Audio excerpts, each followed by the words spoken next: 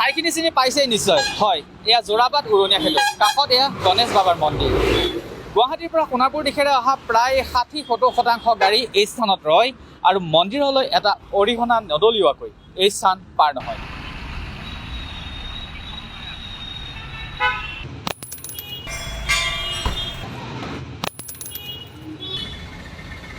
আমি এভাগ মন্দিৰলৈ অহাৰো এটা বিশেষ কাৰণ আছে কাৰণ এইভাগেই হয়তো বিশ্বৰ একমাত্ৰ মন্দিৰ য'ত দলিয়াই দিয়া হয় অৰিহণা গুৱাহাটীৰ পৰা খানাপাৰাৰ দিশেৰে অহা প্ৰায় প্ৰতিখন গাড়ীয়ে এই স্থানত ৰয় মন্দিৰলৈ অৰিহণা দলিয়াই আৰু এই স্থানৰ পৰা আঁতৰি যায়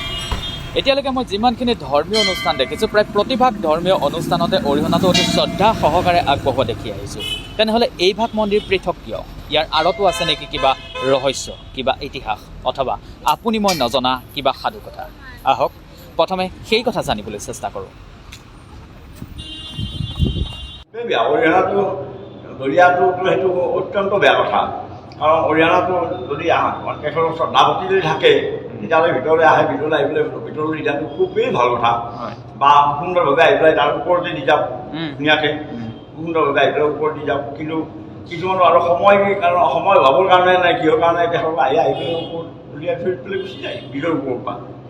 গাড়ীৰ পৰা পইচাটো দলিয়াব নাপায় আচলতে কিন্তু এতিয়া আমি আৰু কাক কিমান কম আমাৰ কোৱাৰ হেৰি নাথাকেতো ধৈৰ্য নাথাকেতো গতিকে আমি আৰু তেখেতক ক'ব নাযাওঁ আমি ইয়াতে ভিতৰতে থাকোঁ যেতিয়া আমি ভালদৰে দেখাও নাপাওঁ আচলতে কোনে কিমান দলিয়াই কোনে কিমান নদলিয়াই সেইটো আমি ভালদৰে গম নাপাওঁ গতিকে দলিয়াই বুলি জানো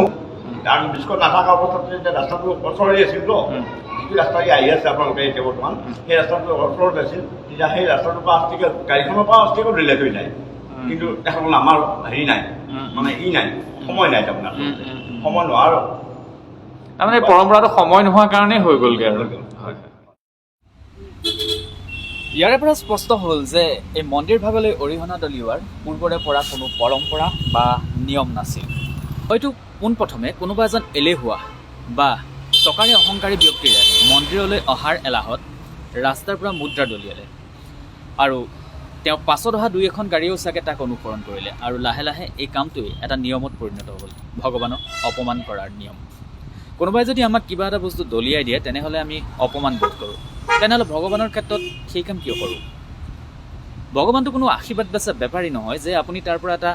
অৰিহণা বা মুদ্ৰা দলিয়াই দিব আৰু ইয়াৰ পৰাও ভগৱানে এটা আশীৰ্বাদ দলিয়াই পঠিয়াব জানো আপুনি হয়তো আজিলৈকে এইবোৰ কথা চিন্তাই কৰা নাই পূৰ্বৰ পৰা প্ৰচলিত কিবা নিয়ম বা পৰম্পৰা বুলি আপুনিও আনক দেখি এই কাম কৰি আহিছে কিন্তু এতিয়াৰ পৰা আৰু নকৰিব কাৰণ এয়া আপুনি ভগৱানৰ প্ৰতি থকা ভক্তি নহয় আপোনাৰ অসন্মান এনেদৰে অৰিহণা দলিয়াই আপুনি ভগৱানৰ পৰা আশীৰ্বাদ পোৱা নাই অভিশাপ অৰ্জিছে একে ভুল আমি নদী এখনৰ ক্ষেত্ৰতো দেখা পাওঁ ফেৰীৰে বা দলঙেৰে নৈ এখন পাৰ হোৱাৰ সময়ত আমি প্ৰায়ে নদীলৈ মুদ্ৰা দলিয়াওঁ এইটো কিন্তু অকল ভুলেই নহয় ই এটা অপৰাধো কাৰণ আপুনি দুটা অপৰাধ কৰিছে এক আপুনি এটা প্ৰচলিত মুদ্ৰা ধ্বংস কৰিছে আৰু 2 আপুনি কাৰোবাক মৰিবলৈ উৎসাহিত কৰিছে আপুনি জানেনে আপুনি নদীলৈ দলিওৱা সেই মুদ্ৰাটো বুটলিবলৈ কিমান ল'ৰা ছোৱালীয়ে হাতত চুম্বকৰ টুকুৰা লৈ সেই ভয়ংকৰ পানীৰ সোঁতত জাপ দিয়ে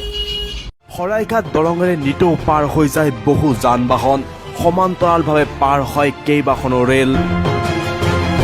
আৰু এই যান বাহন কিংবা ৰেল যাত্ৰীসকলে বিশ্বাস অনুযায়ী মহাবাহুৰ বুকুত নিতৌ দলিয়াই শ খুচুৰা পইচা আৰু এই খুচুৰা পইচাৰ সন্ধানত মহাবাহুৰ বুকুত এইদৰে শিহৰণকাৰী অভিযান চলাইছে এইসকল শিশুৱে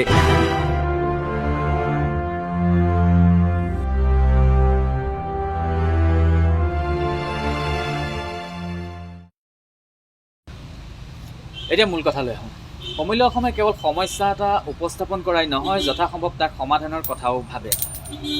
ধৰা হ'ল কিবা এটা শুভ কামত ওলাই যাওঁতে আপুনি ভগৱানলৈ অৰিহণা আগবঢ়াই সেৱা এটা কৰি যোৱাটো আপোনাৰ নিয়ম কিন্তু ভুলবশতঃ আপুনি ব্ৰিজৰ ওপৰলৈ গুচি গ'ল বা আপোনাৰ হাতত ইমান সময় নাই যাৰ কাৰণে আপুনি মন্দিৰলৈ আহিব পাৰে এতিয়া কি কৰিব একো কৰিব নালাগে আপুনি ভগৱানলৈ আগবঢ়াব বিচৰা সেই অৰিহণাখিনি আপোনাৰ গাড়ীৰ ষ্ট'ৰেজ বক্স বা বেগৰ কোনোবা এটা কাণত থৈ দিয়ক এই কামটো আপুনি তেতিয়ালৈকে কৰক যেতিয়ালৈকে আপুনি হাতত সময় উলিয়াব নোৱাৰে আৰু যেতিয়াই আপুনি সময় উলিয়াব পাৰিব তেতিয়াই আপুনি কোনোবা এভাগ মন্দিৰলৈ আহক আৰু শ্ৰদ্ধা সহকাৰে আপোনাৰ সেই অৰিহণাখিনি দান দিয়ক কোনোবাই হয়তো ক'ব যে ভগৱানক দিয়াতকৈ সেই অৰিহণাখিনি কোনোবা এজন দুখীয়া বা দৰিদ্ৰ লোকক দিব লাগে। যদি আপোনাৰ মনে কৰে তেনেহ'লে সেই কামেই কৰক। মুঠতে নদীত দলিয়াই আপুনি মুদ্ৰাটো নষ্ট নকৰিব আৰু মন্দিৰলৈ দলিয়াই ভগৱানক অপমান নকৰিব।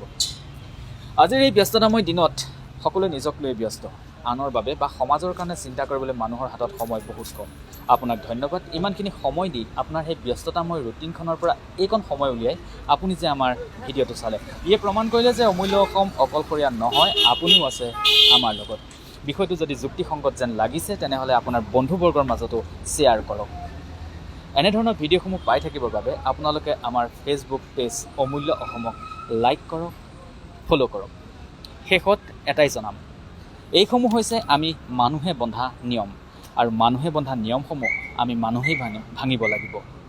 নহ'লে এদিন এই নিয়মসমূহ আনসমূহ মন্দিৰলৈও বাগৰি এদিন পৰম্পৰা হ'ব। যেনেদৰে বিশ্বকৰ্মা পূজাৰ পাছত প্ৰতিমাসমূহক অপমান কৰাটো আমি পৰম্পৰা কৰি ল'লোঁ। ভুল নুবুজিবা ভগৱান।